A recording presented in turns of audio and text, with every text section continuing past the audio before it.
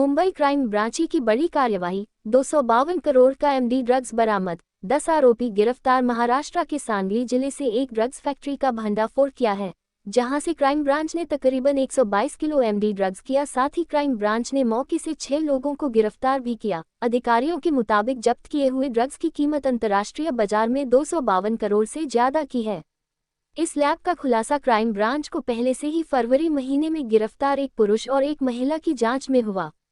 Crime branch ने इस मामले में अब तक कुल 10 आरोपियों को गिरफ्तार किया है। इनमें से 2 लोगों को फरवरी महीने में गिरफ्तार किया, तो वहीं 2 लोगों को गुजरात से गिरफ्तार किया, तो 6 लोगों को सांगली से गिरफ्तार किया गया है। क्राइम ब्रांच के अधिकारियों के मुताबिक यह एक प्रॉपर चैन बनाकर काम किया करते थे। सभी को सभी का काम बांटा गया था।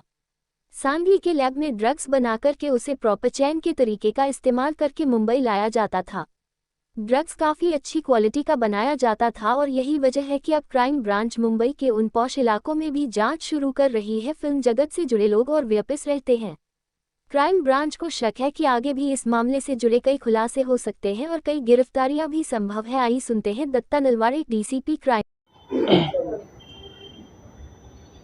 16 फरवरी को क्राइम ब्रांच की यूनिट 7 ने एक लेडी और एक मेल को 3 kg 641 ग्राम मेफेड्रॉन के साथ कस्टडी में लिया था। इसमें एक ऑफेंस दाखिल किया गया था। इसी ऑफेंस का फर्दर इन्वेस्टिगेशन क्राइम ब्रांच की टीम कर रही थी। इसी फर्दर इन्वेस्टिगेशन के दरमियान सांगली डिस्ट्रिक्ट में कवटे महाकाल तहसील के यहाँ पे इरली करके गांव है। इस गांव के एरिया में मैन्युफैक्चरिंग यूनिट पिन पॉइंट करने में, वो डिस्ट्रॉय करने में और वहाँ से 122 kg मेफेड्रॉन सीज करने में क्राइम ब्रांच की टीम सक्सेसफुल हुई है। इस पूरी कार्रवाई में 6 एक्यूज को हम अरेस्ट कर चुके हैं।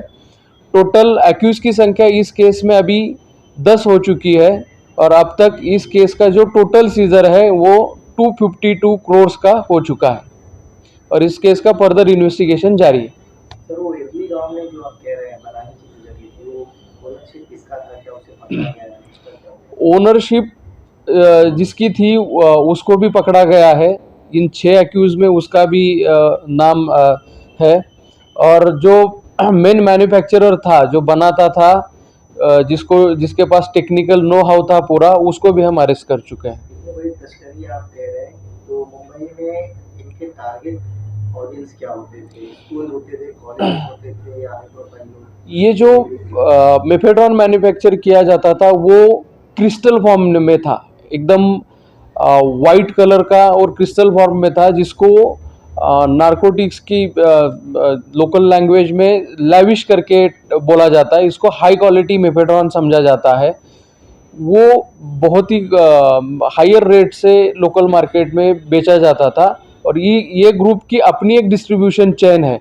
सांगली में मैन्युफैक्चर करने के बाद अलग लोगों को ये रिस्पॉन्सिबिलिटी दी जाती थी कि डिस्क्रीटली ये पूरा जो कंसाइनमेंट है मुंबई तक पहुंचाते थे और यहाँ से अपने डिस्ट्रीब्यूटर के माध्यम से ये लोकली सर्कुलेट होता था। ये फैक्ट्री कब से चला रही है?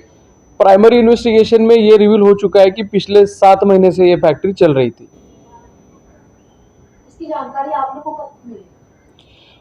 16 फेब को ऑफेंस दाखिल होने के बाद फर्दर इन्वेस्टिगेशन में, यानी कि एक्यूज का इंट्रोगेशन और टेक्निकल इन्वेस्टिगेशन के बेसिस पे हम ये पिन पॉइंट करने में सक्सेसफुल हुए। सर, आपने जो कहा कि शेख में महिला और पुरुष को पकड़ा गया था, जिसके बाद सीलिंग मिला, महिला का बैकग्राउंड क्या इसमें? कोई महिला या फिर ऐसा कोई इन्वॉल्वमेंट? महिला जो है वो कुर्ला एरिया की रहने वाली है। वो एक ड्रग पेडलर ही है।